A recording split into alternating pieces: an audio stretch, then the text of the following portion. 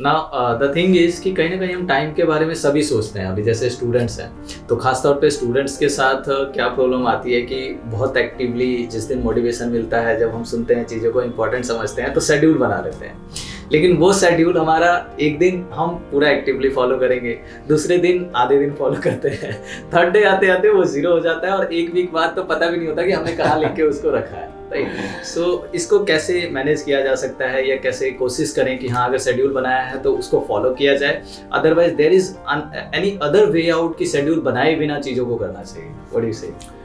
So when you talk about, so your question has two parts basically. Right. One is scheduling, and second is consistency. Right. So I'm going to Right. talk about for both the topic. So अगर मैं बात करता हूँ scheduling की, right? So time management से भी ऊपर कोई चीज़ आती है तो वो scheduling आती है. Okay? So मान लीजिए कि मेरे अप्रैल में एग्ज़ाम है, right? और मुझे ये मालूम है कि मेरा एक टाइम टेबल होना चाहिए। इंग्लिश के लिए मुझे डेली हाफ एन आवर, ठीक है, और उसके बाद mathematics, what ever subject you have, जो भी सब्जेक्ट्स आपके हैं, आपने अपने एक टाइम टेबल बनाया। अब वो टाइम टेबल तो बन गया है, आपने प्लान बना लिया है, लेकिन उसको शेड्यूल करना is very very important. Scheduling का मतलब ये होता है कि मंडे को 11 to 11:30 मैं इंग्लिश पढ़ूंगा या इंग्लिश पढ़ूंगी, वट एवर इट इज़, ठीक है, जो भी सब्जेक्ट है आपका। तो उस टाइम के दौरान पे अगर कुछ भी होता है, अनटिल अनलेस कोई इमरजेंसी ना हो या बहुत ही अर्जेंट वर्क ना हो, you should remain stick to that, ठीक है। चाहे आप 10 मिनट की शेड्यूलिंग करो, चाहे आप 5 मिनट्स की शेड्यूलिंग करो, बट ये एक ऐसी हैबिट है not only in student life, बल्कि आगे जाके जब आप कॉर्पोरेट्स में भी आते हो, तो scheduling is very very important. In fact corporates में तो क्या होता है कि आपके पास कैलेंडर होता है, वर्चुअल कैलेंडर जो आउटलुक में होता है, और अगर आप बात करें आप लोगों के पास, तो हमारा गूगल कैलेंडर है जीमेल पे, सो वहाँ पे ब्लॉक हो जाता है कैलेंडर और आपको 15 मिनट पहले पॉपअप आ जाएगा कि आपको ये काम करना है, ये मीटिंग है ना। ये तो चाहे कुछ भी हो जाए, मान लो उसके बाद हम लोगों की जनरली जो टेंडेंसी होती है, हाँ मैंने इंग्लिश का टाइम टेबल बनाया बट मेरा तो मैथमेटिक्स करने का ही मन है, अभी उसी का फ्लो रखना है, या फिर ठीक है इवनिंग में तो मैं फ्री हूँ, एक काम करता हूँ या एक काम करती हूँ, अभी थोड़ा मैं कहीं घूम के आ जाऊँ या फिर कुछ और काम कर लेता हूँ, उसके बाद मैं करूँगा। तो वहाँ पे हम अपनी शेड्यूलिंग से डेविएट हो जाते हैं, तो हमें पता भी नहीं चलता है, एग्जैक्टली हमें पता भी नहीं चलता है कई बार कि हम कैसे डेविएट हो रहे हैं। बट अगर किसी ने ये शेड्यूलिंग वाला जो साइंस है ये समझ लिया, तो आई एम श्योर कि उनको कोई प्रॉब्लम नहीं आने वाली है। और दूसरी बात कंसिस्टेंसी की मैं बताऊंगा, कंसिस्टेंसी भी इसी से रिलेटेड है, और पावर ऑफ कंसिस्टेंसी मैं इसको बोलता हूँ।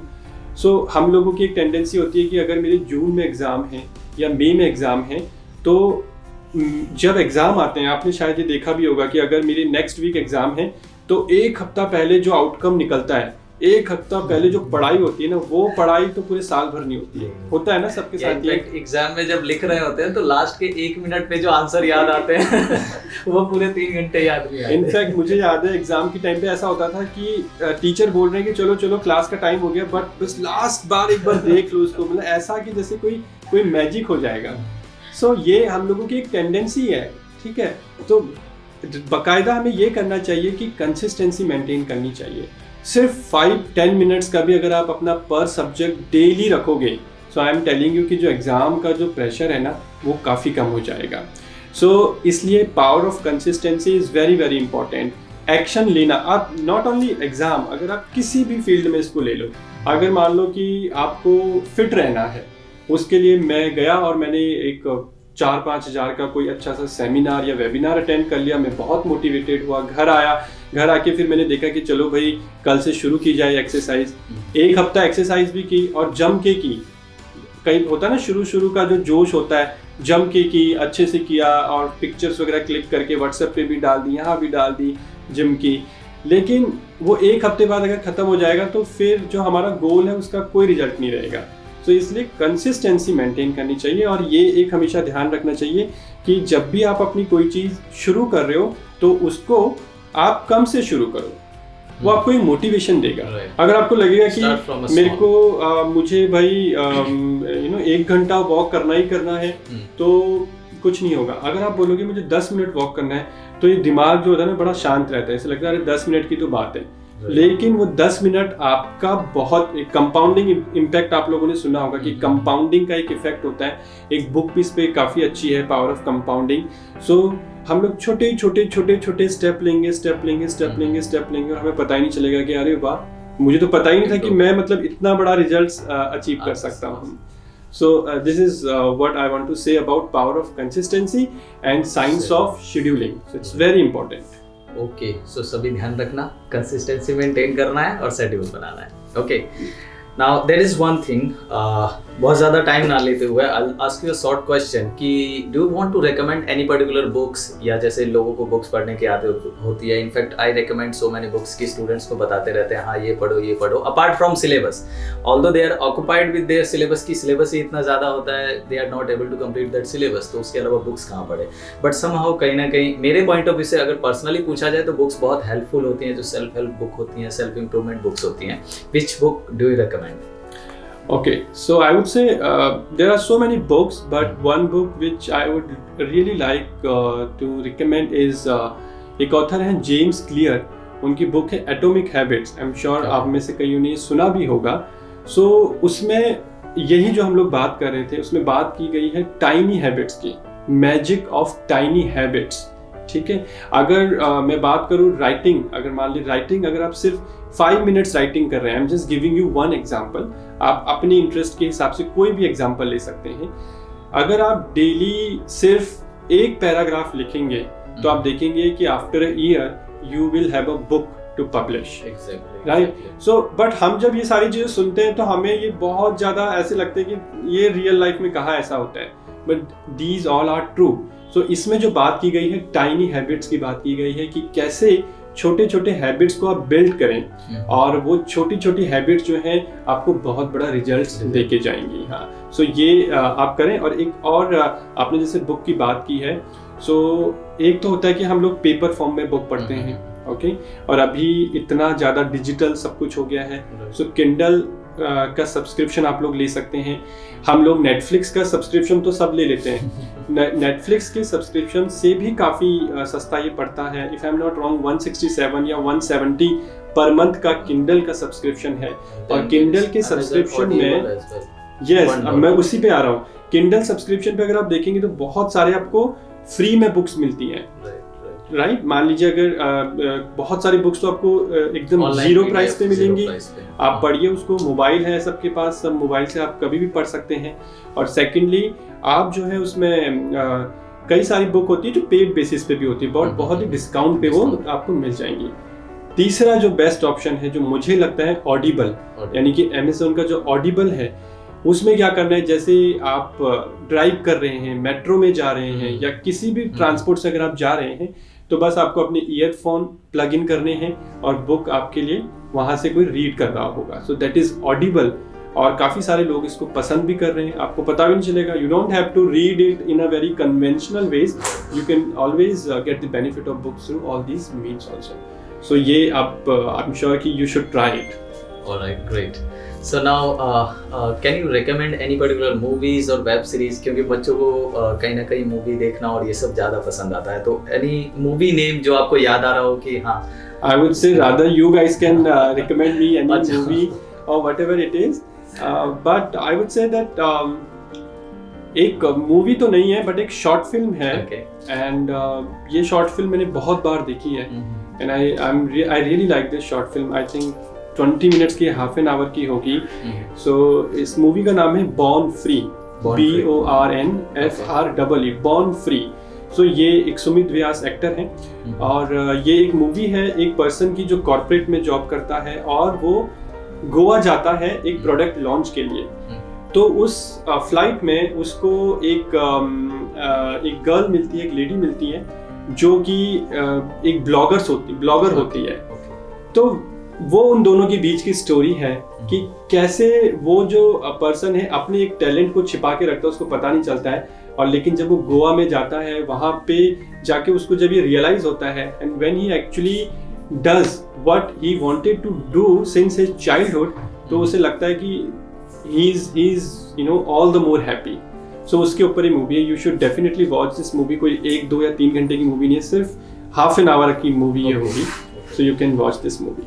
Alright, great. What I want to ask, how do you manage your finances, या फिर स्टूडेंट्स लाइफ में, या अगर कॉर्पोरेट में जाएं या पर्सनल पे जाएं, तो फाइनेंस से रिलेटेड व्हाट वुड यू से कि हाँ स्किल्स ग्रैब करें या कैसे ग्रैब करें, या क्या क्या इंपॉर्टेंट स्किल्स होते हैं फाइनेंस में from your experience? Okay, being a general person. Frankly, not very much into this topic, finances. And I remember when I started working, so what I used to do, I used to do shopping with my money without realizing. तो कभी भी market में गए, कुछ भी दिखा ले लिया, कुछ भी मॉल में नई नई चीजें देखी तो उठा के ले आए, उसको 2-3 months में पहना. But what I'm trying to say guys कि obviously there is only one life and we should live this life with fullest. I also buy that statement कि हमें लाइफ में enjoy भी करना चाहिए. But मैंने एक जो चीज़ realize की that I want to share with you. So there is a concept called minimalism. So अगर आपने ये वर्ड ना सुना हो तो you can always Google it. Minimalism के ऊपर काफ़ी सारी बुक्स हैं. गुड बाय थिंग्स के नाम से एक बुक है. और तो ये जो बुक्स हैं और ये जो मिनिमलिज्म का कॉन्सेप्ट है, मिनिमलिज्म पे इनफैक्ट मूवी भी है. अगर आप डालोगे गूगल पे तो आपको मिल जाएगी, मिनिमलिज्म की मूवी मिल जाएगी. यूएस में, जापान में, यूके में people follow this concept called minimalism, right. So minimalism simple सा एक मतलब होता है कि आप अपनी लाइफ में सिर्फ उन्हीं चीज़ों को बाय करो और उन्हीं चीज़ों को अट्रैक्ट करो which are giving meaning to you और which are giving value to you, right. So अभी जैसे फॉर एग्जांपल मैंने हाल ही में शॉपिंग के लिए गया था. सो आई बॉट वन शर्ट. तो जो शॉपकीपर होते हैं वो ट्रेंड होते हैं, तो उन्होंने बोला कि sir I will give you a matching pant also, a trouser also. So he was so nice that I couldn't say no to him. So I said, okay, give it to me and I will try. And I tried it, so it was looking good.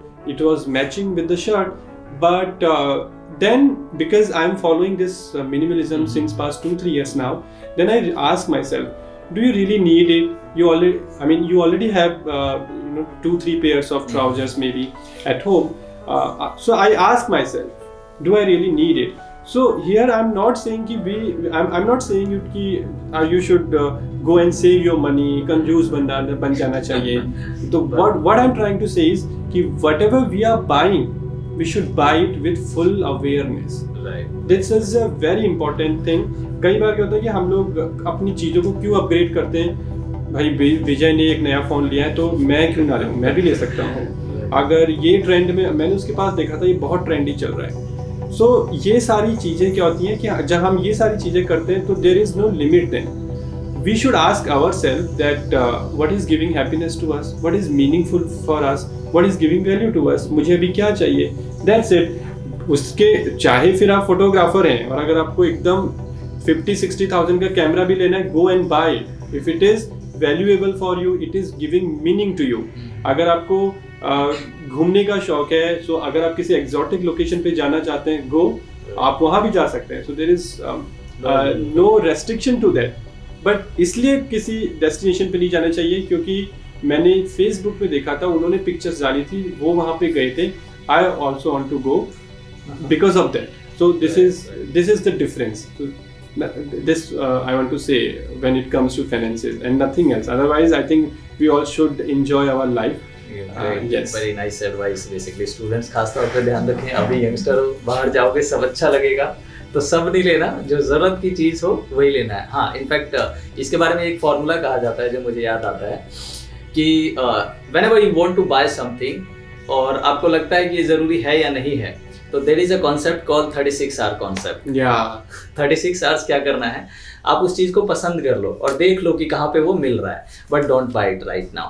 36 hours तक wait करो और आप अपनी life में observe करो कि क्या उसकी वजह से आपका कोई नुकसान हो रहा है, कोई ऐसा काम है जो रुक रहा है, कोई ऐसी चीज़ है जो नहीं हो पा रही है उस चीज़ को ना होने की वजह से. And then you will realize कि अगर काम चल रहा है तो फिर जरूरत क्या है बाय करने की, and you will save your money. Exactly right. और अगर लग रहा है कि हाँ ये काम रुक जा रहा है, then you will have to buy it, और फिर जाके आप बाय कर लो। सो हम लोगों की ना इम्पल्सिव टेंडेंसी होती है कई बार, मेरे साथ भी होता है। हाँ, ऐसा नहीं है कि अभी भी नहीं होता है, अभी भी होता है, बट अगेन अगर वो अवेयरनेस रहती है तो फिर मुझे लगता है कि नहीं, शायद ये अभी नहीं लेना चाहिए।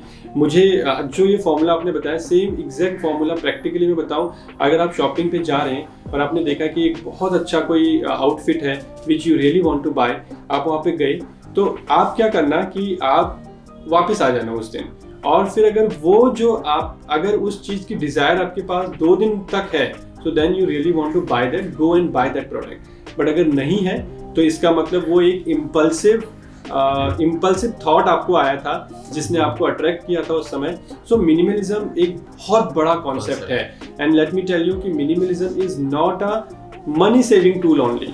ये आपकी लाइफ में बहुत चेंजेस लेके आता है, ये आपकी लाइफ को क्लटर फ्री बनाता है, आपके टाइम को क्लटर फ्री बनाता है, और इससे क्या होता है, आपकी जो लाइफ होती है वो बहुत सिंपल और बहुत ही प्रोग्रेसिव होती है। This is what I want to से।